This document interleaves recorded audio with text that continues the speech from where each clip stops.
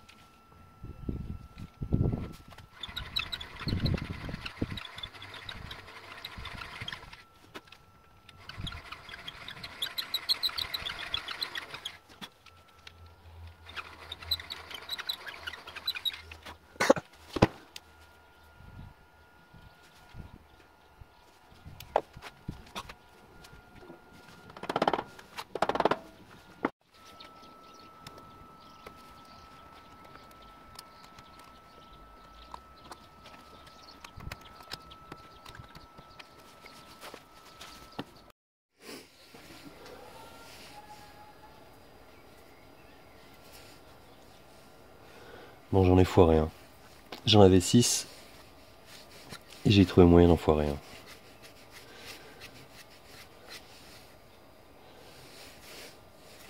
Bon, on voit les petits défauts donc dus au premier. Trait de lame, un petit peu incertain. Ici ma coupe qui est partie en biais. Tout ça qui est pas très droit, mais c'est vrai que la Bahco, elle a la qualité d'être super efficace. Mais le défaut de vraiment enlever du copeau en gros quoi. Donc bref, on va... Enfin, je réfléchis du moins à mon système de charnière. Je me demande si je porte l'ambition jusqu'à le faire également sur ce principe-là, avec un petit tenon qui aurait un diamètre équivalent ici, là, qui permet bien de coulisser, puis qui s'écarterait en fait sur la fin pour bien coincer ici. Je sais pas encore. Si je pars comme ça suppose que je découpe un arrondi ici pour que quand j'ouvre, il n'y ait pas de frottement. Sur une épaisseur de bois qui est quand même... qui excède pas 6-7 mm quand même. Tout ça, ça relève un petit peu du défi. Voilà, sachant qu'il faudrait que je puisse ouvrir comme ça. Avec une charnière métallique, ça se ferait aisément. Mais bon, si je passe à la charnière métallique, on sort un petit peu du défi tout fait au bois, quoi. On va voir ça, je vais réfléchir.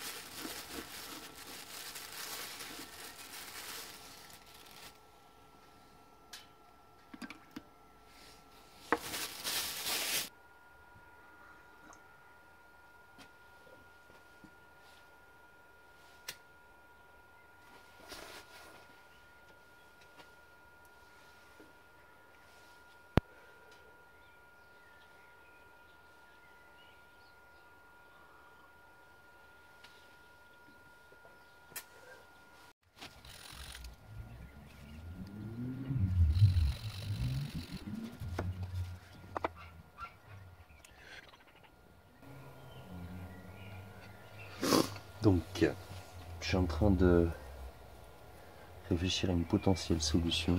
J'ai bien fait de boire un café, ça m'a refilé des idées. Une charnière en fait où, donc moi j'ai une mèche de 3 mm, donc du coup là je me mettrai juste en dessous des 3 pour qu'il y ait encore du glissement. Et j'essaie autant que possible donc de repartir un peu en s'évasant ici, mais sur un bois donc qui est vert, qui est tendre. Donc qui devrait bien se resserrer un peu à la manière du ce qu'on met au bout du manche d'une hache quand on a passé le manche pour bien solidifier le tout et tout prendre en force. Et voir éventuellement ça pourrait tenir. Le seul souci c'est que si je pars sur ce système, donc à la condition que je vais y avoir une fermeture plate, il va falloir que j'arrondisse tout cet angle là pour qu'il puisse passer en fait. Donc tout celui-ci là, pour qu'il puisse passer quand je vais ouvrir. Donc ça va être moins beau extérieurement. Et puis ça suppose que ce soit bien droit des deux côtés, quoi. Mais bon, c'est le premier essai. Si ça doit être un essai pour rien, c'est pas grave. On y va quand même. On va voir.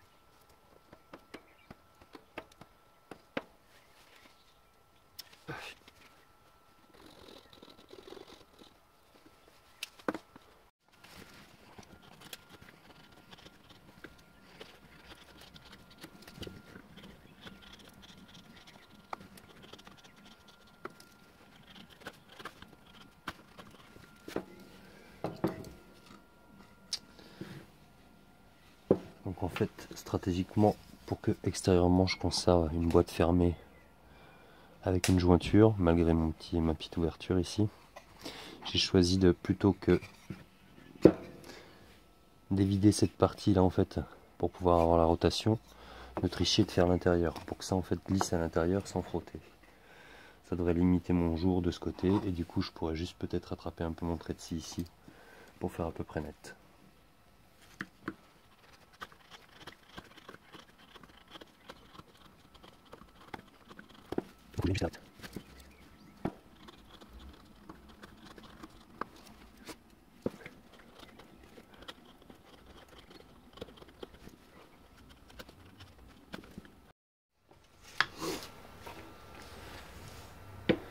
Bon, on est quasiment au bout, il nous reste les petites charnières. Donc là, la charnière, effectivement, c'est ajouré. Bon, je m'y attendais un petit peu. Et ici, la fermeture qu'on voit normalement qui devrait rester à peu près droite. Donc il nous reste à percer et enfiler nos deux petites charnières, et puis on va voir comment ça fonctionne. Toujours pareil pour tricher un petit peu sur les vidoirs, plutôt que de me mettre à l'axe ici, et puis parce que j'ai enlevé pas mal de matière, je vais essayer plutôt de venir me mettre par là pour l'axe, sachant qu'il va falloir que j'aligne ça proprement. Mais bon, ça devrait aller aussi. Allez, la suite.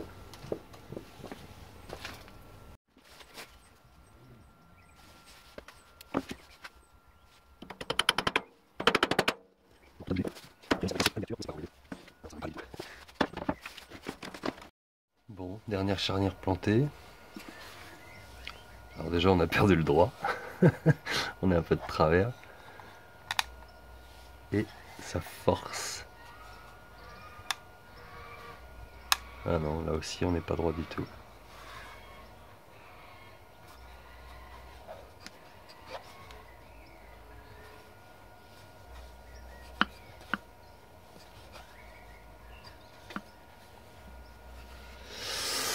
C'est pas tout à fait ça. Mais bon, je voulais m'éclater pour une première. Voilà. Je termine par un petit panneau sur les outils que j'ai utilisés pour tout ça.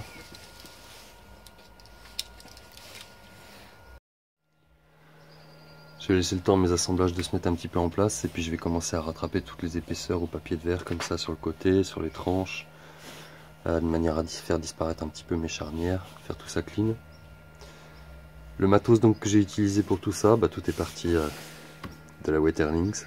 Pas grand chose serait possible sans la Waterlynx. Et la Bahco. Deux trucs qui sont vraiment exceptionnels.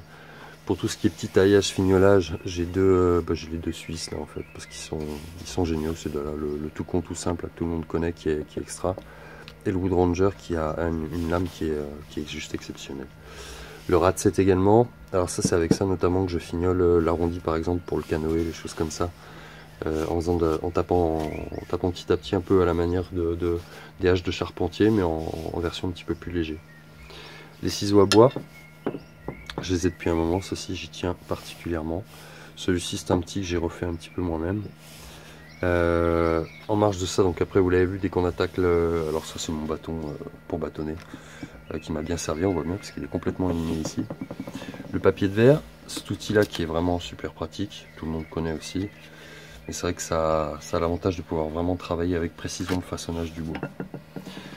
Métrage, pied à coulisses, réglé, stylo, machin, et puis la chignole pour faire les trous, puisque je voulais essayer de n'utiliser aucun outil électrique. Les serre-joints, bon ça, dans les bois on arrive aussi à se débrouiller pour coincer les trucs, c'est pas un problème, c'est jouable. Et le BioLite qui m'a servi pour ma pause café. Bon, je vais attaquer le ponçage et puis on se fera rapidement une photo de fin pour terminer la vidéo.